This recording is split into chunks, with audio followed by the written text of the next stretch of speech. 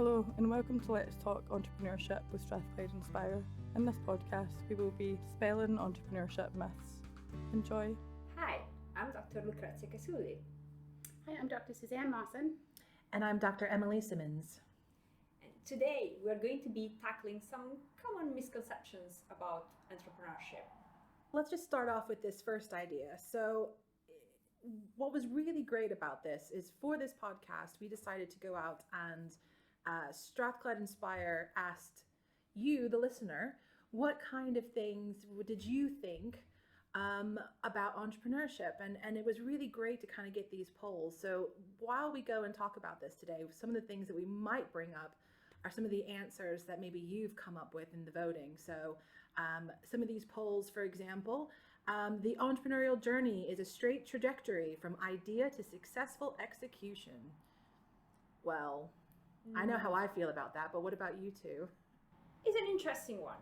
I think a lot of people can see that that's not the case, that failure is not final and that the trajectory is not always a linear one. But I'm puzzled because a few still believe that the trajectory has to be a linear one. And I think that's a big misconception that we have. Many people assume that you go from here is the idea, here is your business plan, and here is the trajectory to making it happen.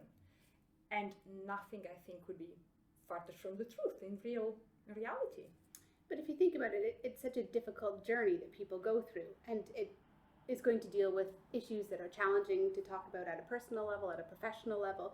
And so very often we just don't see stories shared, which then permeates our awareness, our consciousness in terms of understanding where some of those ups and downs might exist. And equally, it's very what's the word I'm looking for? Selective. Selective, exactly. It's very selective in terms of the knowledge that we have, and therefore our view of what is normal or what is the sort of general trajectory and the general view on this. And I was also wondering as well, because sometimes when you speak to entrepreneurs and you ask them, how did you get to where you are now? Mm-hmm. And, you get that rose-tinted glasses of I started here. And of course, it just worked perfectly to come to this point. And you do have to kind of take it with a grain of salt and think, well, hold on, no, that's a really lovely story. But, come on, let's scratch the surface of that. And what is actually there? And I think when you can actually get people to reflect and to really think about how they got there, then hopefully they start to realize that, hold on, this is maybe more cyclical, or I thought I was going to head in this one direction, in direction A, but it turns out I'm going to go to B and C because that was the easiest way to get there at the time that I had. So it's really interesting to kind of, when you start to really kind of unpick some of these stories.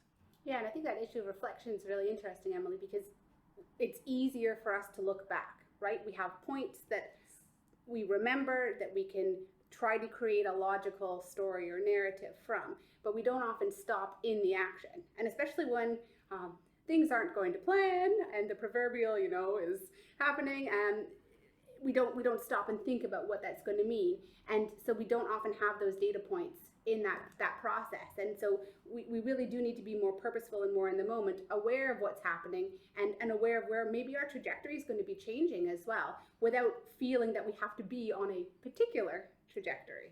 Yeah.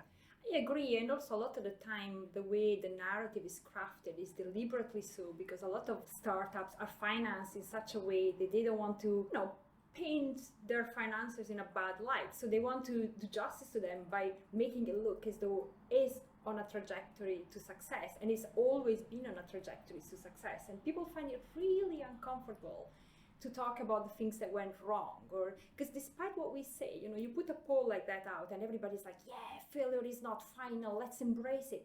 The narrative is there, but in reality, people feel so uncomfortable to be the first one to share their failures, don't they?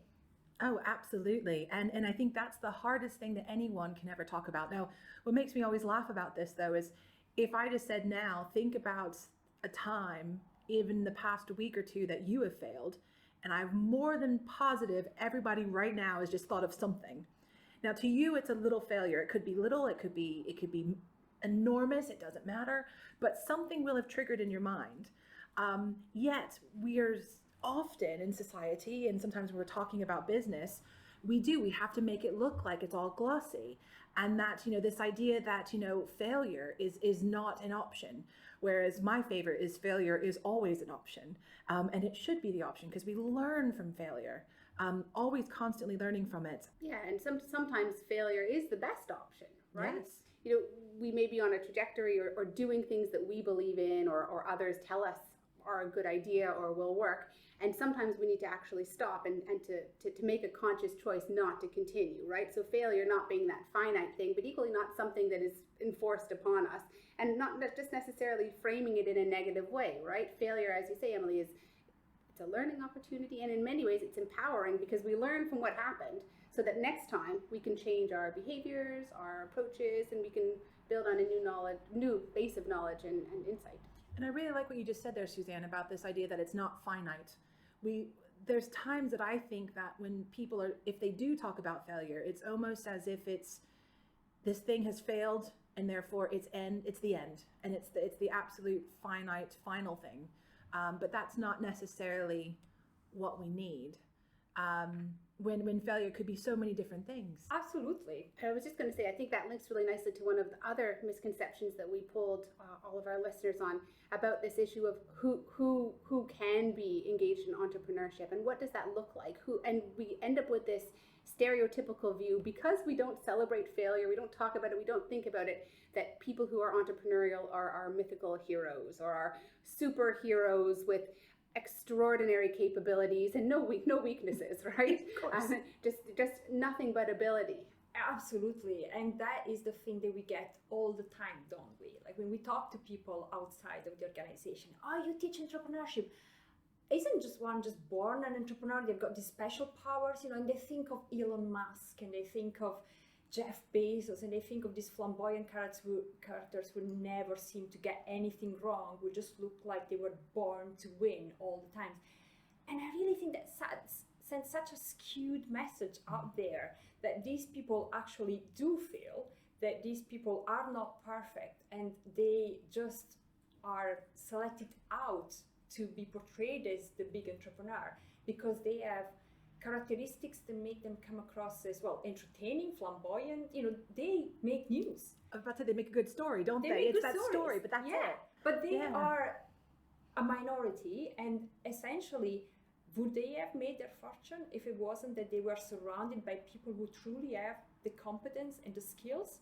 No, it's just that they're really good at building teams around them. They alone don't necessarily can do it all and be, be all and end all. So you can't do it all. I was about to say that. Yeah, no one can do it all, can you? Probably shouldn't do it all as well. That's the value of working with others, is we draw on complementary skill sets, knowledge bases, networks, resources, and actually there's a huge advantage to not being in sort of a ego-driven echo chamber where we just surround ourselves with people like us or not even taking on board that external feedback.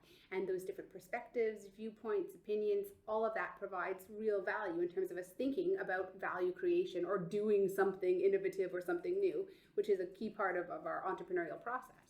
Absolutely. And if you speak to a lot of sort of CEOs, business leaders, as well as entrepreneurs, if you're speaking to them, oftentimes some of the ones who we might consider successful, whatever success could look like, but a lot of them will say that their number one skill that they have is to surround themselves with good people.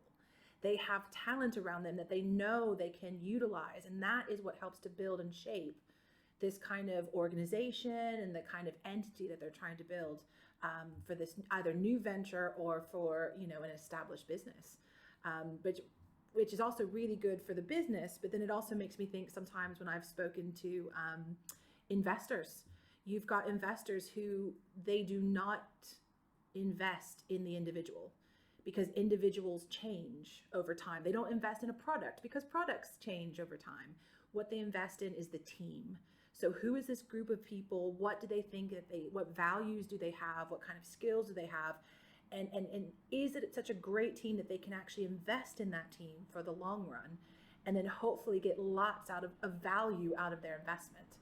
So that you'll often see investors who, if they see you as a solo entrepreneur, they might not invest in you because that's not a safe bet. That's an interesting one though, because when I compare that with very early stage entrepreneurs who are at the idea stage or the seeding stage, what you very often hear is this sense of, I don't want to disclose my idea to anyone. I don't want anyone to steal my idea. I'm going to work with this on my own. I want, why do I have to work with a team that's disruptive? I know I can do this. And I find that quite challenging, because how do you explain to these people that that's not your path to success? You can't do it all on your own. But it also speaks to this other myth, isn't there, that the solo entrepreneur is the way to go? Because again, when we see these hero entrepreneurs in the press, it's always the person that we see. We always see them featured by themselves. And with that comes also that idea that it's the one person, and this person has got a set of characteristics that make them the person. This idea of the traits of the person. They are risk takers, they are creative, they are persuasive, they can convince people, they're charismatic and all of this. And I think that's dangerous, because then if somebody else has entrepreneurial ideas and they feel that they don't meet these criteria, then they think, well, I'm not an entrepreneur, am I? So we may lose value creation because they don't identify with the stereotype. But we also want to think about where those stereotypes go to the other extreme. So too much risk taking is gambling. Yeah. Too much confidence in one's idea is hubris or ego. And so while some of these traits, characteristics, attributes are helpful, and I can see how they would be adding value in a value creation context, equally, we don't often explore at what point we've reached a sort of tipping point and these characteristics start to be negative and start to be detrimental to the work that we're trying to do. And that's where the value of the team comes in, right? When we have different perspectives, different approaches, different skill sets, we're able to offset what might be too much of a good thing. Yeah, absolutely. And also, I think research is starting to show that different attributes are good at different stages of the process. So if you are charismatic, yes, you may convince people to come and work with you when you are still a startup. But to persuade a panel of investors, then you probably need figures to be well executed and convincing, and you need someone who is methodical and doesn't take any risks. So that's again reinforcing the idea that one person cannot do it all at every stage of the process. Absolutely. And I think you also bring up a really good point as well, because again, if this idea of entrepreneurship and at this moment in time, sort of new venture creation, this idea of creating a startup, if it's not a linear process, then thinking that the entrepreneur should be at the helm of this business the entire way through all of the different phases, and as this business matures, might not be the right way of thinking about it either, because there are people out there I know who are brilliant at coming up with ideas, but they could never finish a product or anything to save their necks. So if you've got someone who's really great at ideas, and like you're saying, Etia, we can build this, from the beginning, get people enthusiastic, get them involved, and then eventually realize they need to take themselves out because there's others who would be better at actually keeping that business alive, or maybe taking it to whatever that next level might be, which I always think is really interesting. And I think that takes a lot of guts, actually, and a lot of self-awareness to realize that maybe the best thing for your business is to leave, and it's a true thing. And sometimes when in entrepreneurship, we talk about, before you even launch, you should have an exit plan. And it's not just so much for the investors, but it's also for you as well to recognize, where do you fit best? And when is it time to sort of move on and maybe try something new? And that's not failure, that's just different, and different ways of working. But that's also an interesting point, is it? That failure, this idea that failure is absolute and we can recognize failure when we see it. Nothing could be farther from the truth. Individuals exit organizations for all sorts of reasons, and when is that failure?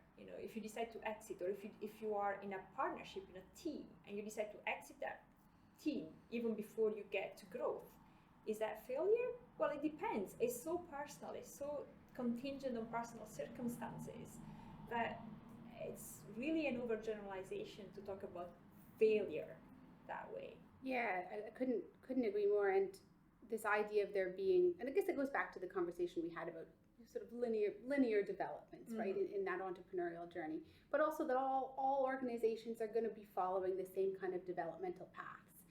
And we've got different sectors that they're serving, we've got different types of offerings, we've got very different teams with different motivations who are leading these, and we can't necessarily assume that we're all going on the same trajectory and that the same skill set, as you said, Emilee, the same skill set is going to apply in that journey within all of these different types of organizations.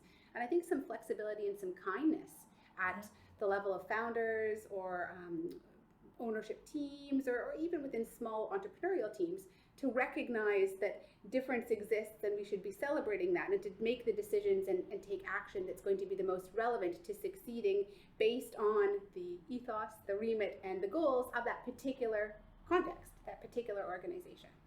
And I think that goes back to what you were saying earlier, Emilee, about how, for example, being artists, it's a very different proposition sometimes than being an entrepreneur, and yet in so many ways they are entrepreneurial individuals. Absolutely. So this was from an earlier conversation. We were talking about how so my background was in the arts, and if you said the word entrepreneur, everybody freaked out. Oh my goodness, bad thing. But if you said the word freelancer, ooh, freelance. Well, yeah, of course, that's amazing. And now some entrepreneurs I talk to would tell me that no, a freelancer is not an entrepreneur. But around this table, we were kind of going, well, it's kind of the same thing. And again, it's the language that we use and how we discuss these things and how we can also make sure that it's accessible. And I think that's what's really key there is how do we make sure that we all kind of at least can make this accessible and try and help support each other as we go through this process, because anyone can be an entrepreneur. That whole born with it drives me crazy. I don't know about anyone else around this table, but I can't believe to this day we're still talking about that because it just seems so silly. Yeah, the studies looking at prenatal testosterone exposure for entrepreneurial individuals are inconclusive. So, clearly, despite there being lots of studies on this, we haven't got any great evidence to say that people are born with something special. But I think that issue of language, Emilee, is a really important point. And thinking about what is inclusive language for people who are engaged in entrepreneurial activity, whatever that looks like, whether that's starting a business, whether that's working within an existing organization to develop new products or services, whether that's helping other organizations, social or commercial, to grow and to develop, and thinking about this issue of what it is we're trying to achieve. And I know we talk a lot in our work about value creation. So thinking about being more holistic and more inclusive in terms of why we engage in entrepreneurial activity in the first place. Maybe it's to create financial value, so to create profits or revenue. Maybe it's beyond some of those traditional commercial measures. And maybe we want to think about creating social value. So helping communities, helping individuals. Maybe it's about helping employees to lead lives that they value, to have a work-life balance, to spend time doing work that they love, and also to spend time with their children, for example. So changing some of the narrative and some of the language that we use about what that entrepreneurship journey looks like, and also what the outcomes or the results from that are, and trying to think a little bit beyond some of our established approaches. And that nicely brings us into another misconception that we asked our audience about, this idea that is entrepreneurship just about startup? And no, it isn't. Although a lot of people still think entrepreneurship equal venture creation, starting a new business. And entrepreneurship is so much more than that. And like you said, it's about creating value in different contexts. It can be an existing organization, it can be your own family, your own self. It can be, yes, of course, it includes new venture creation, but it goes so much beyond that. So I think that deserves a conversation of, specifically, especially when we are now moving into this idea of entrepreneurial mindset for all. So what does that mean then? We are no longer talking about everybody having to start their own business, are we? We are talking about something different. And that's where this idea of what entrepreneurial mindset means and what the outcome that we can expect looks like. And yes, it's value creation, but in turn that's going to look very different for different people. And I think, again, this is where language is important, because value creation, just the framing of that, phrasing it like that, makes people think of financial value creation, right? And if you can't benchmark it against some form of measurable financial or economic value creation, I am worth talking about. This is something that we need to challenge. And I think for me, it's really about empowering people to challenge themselves and think in ways that enable them to fulfill their potential while it's making a contribution to society.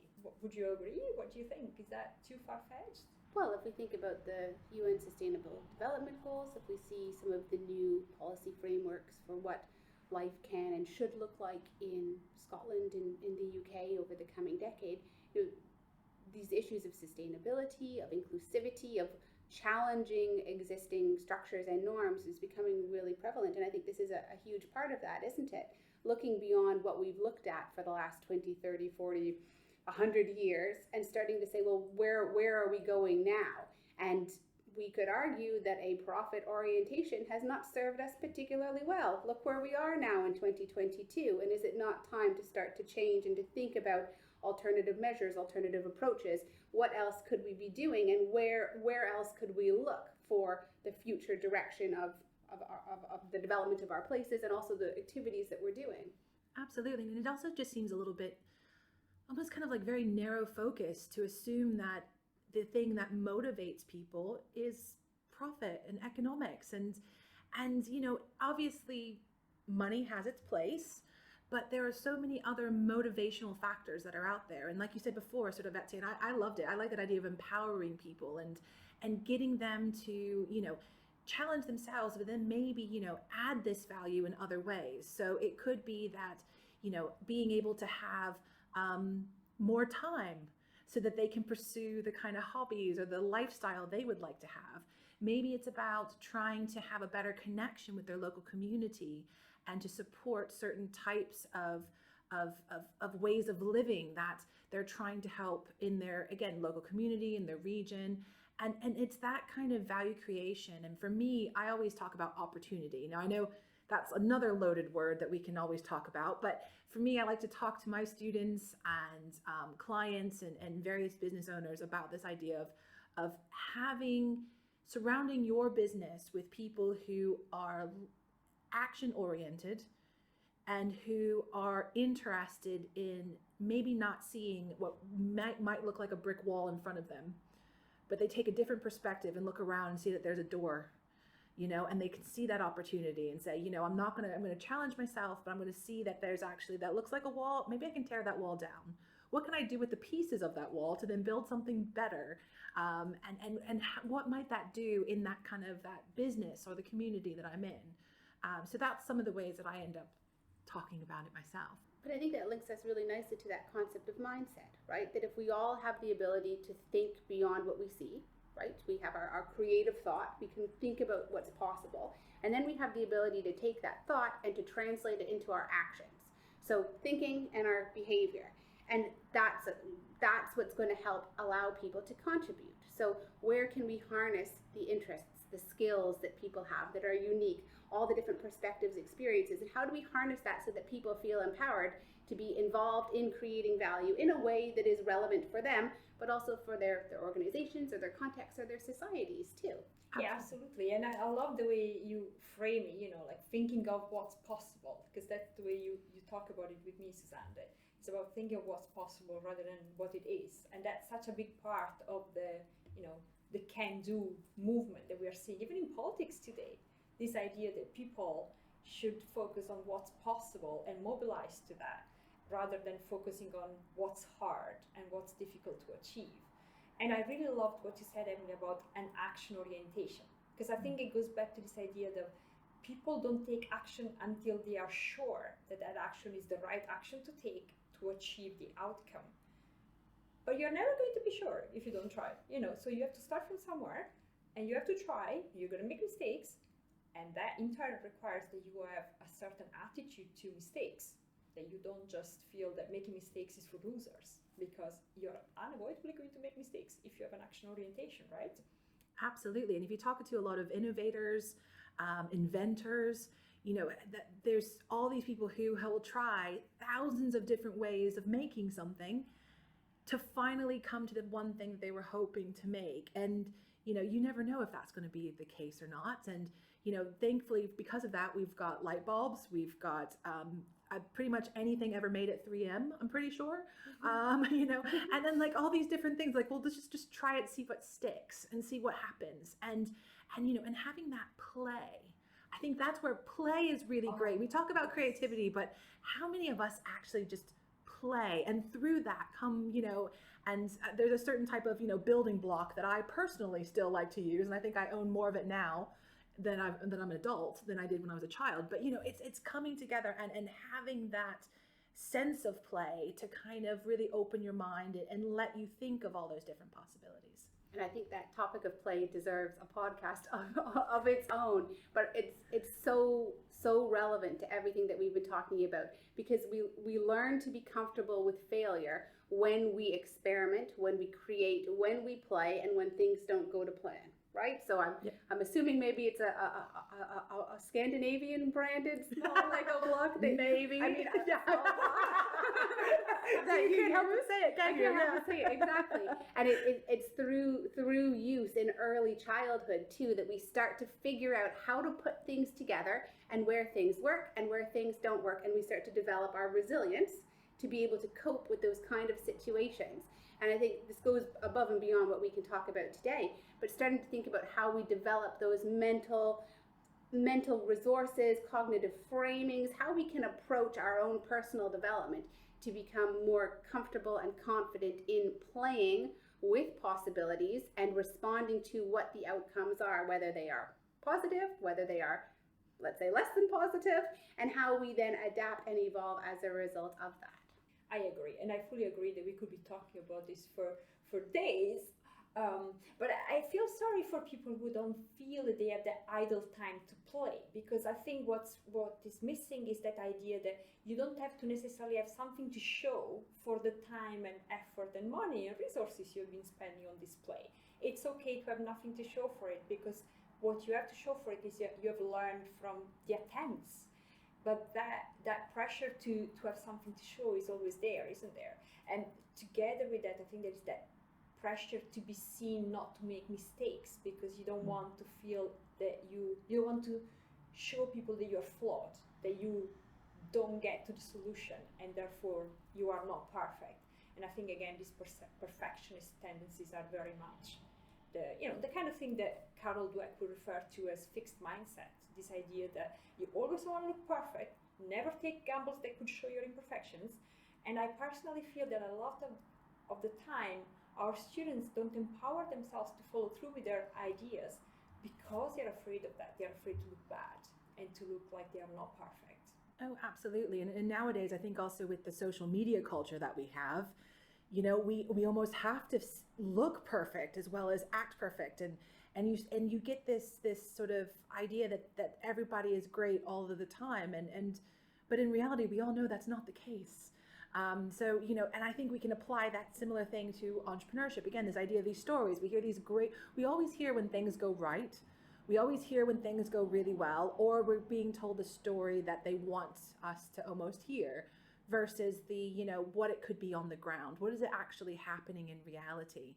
And in reality, everyone fumbles, everybody makes mistakes, and we all work together to try and make something good out of sometimes awful situations. And I think that's kind of like, just what we do on a daily basis, whether you're an entrepreneur or just a regular human being at the end of the day. I love that. I think we've had enough chit chat here. I think what we should do now is stop talking and maybe put these topics and these questions back to the Strathclyde Inspired community. What do they think of what we've been discussing? We'd like to hear from them. Right? And any other thoughts that our community might have in terms of key topics, issues that we've touched on today that we haven't been able to explore in more detail? Any other conversations that our community might be interested in joining with us? Absolutely, because we'd love to hear from you, and let's just get that conversation started and kind of have that shared experience. Amen to that. Thanks so much for joining us for Let's Talk Entrepreneurship with Strathclyde Inspire. We hope you enjoyed this episode. To find out more about Strathclyde Inspire and our podcasts, please follow us on Facebook, Instagram, LinkedIn and Twitter, or search for Strathclyde Inspire on the University of Strathclyde website. Thanks again.